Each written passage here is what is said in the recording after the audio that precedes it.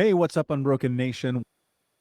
So one of the things I think is really fascinating in the dichotomy of relationships is when you have these polar opposites, sometimes you have this narrative that begins to play out where suddenly one person wants the other person to kind of come on board to their lifestyle.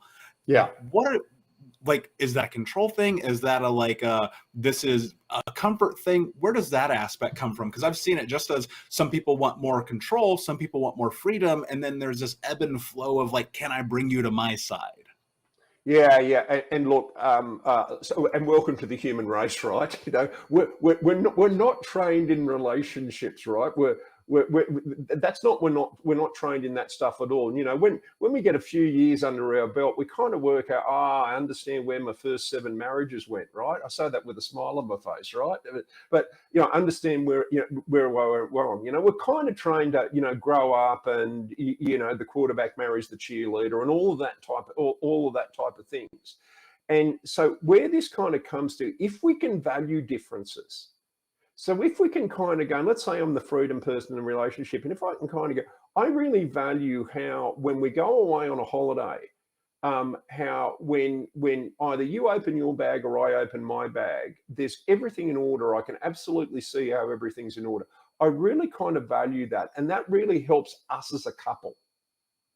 So what I've now done, this is not about you need to dial down on the on the perfectionistic get it right stuff all the time, and you need to come across to my side. This is not the moment that happens. There's either a blip in the relationship, or the moment the cement sets around that, Michael, I can tell you where the relationship's headed. We're heading for divorce, and we're cutting up the dog. There's your half of the dog, there's my half. That never goes well. So when it becomes about you need to come to mine or I need to go to yours, I can tell you long term that's not going to, the relationship is the beginning of the end. Now, if it's a little blip, there's nothing kind of wrong with that. But the moment it sets, it's a problem. What we're actually meant to do, we're almost meant to create a co-created space where at least 51% of the time I'm actually contributing to that. I'm contributing to our relationship. It's not about you need to be more like me. And by the way, that'd probably make me feel comfortable, but I'd get pretty bored with that, by the way.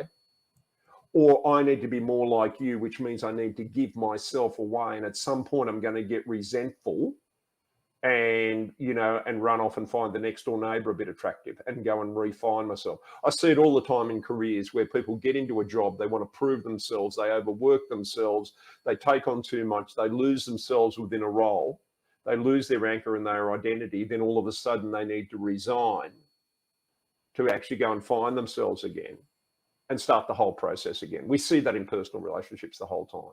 So no one wants to not be themselves. There's no doubt about that. But it's this bit about this co-created space, about understanding the differences and actually contributing to something greater than ourselves. Where do you find the balance? And it's funny because we're coming back to this.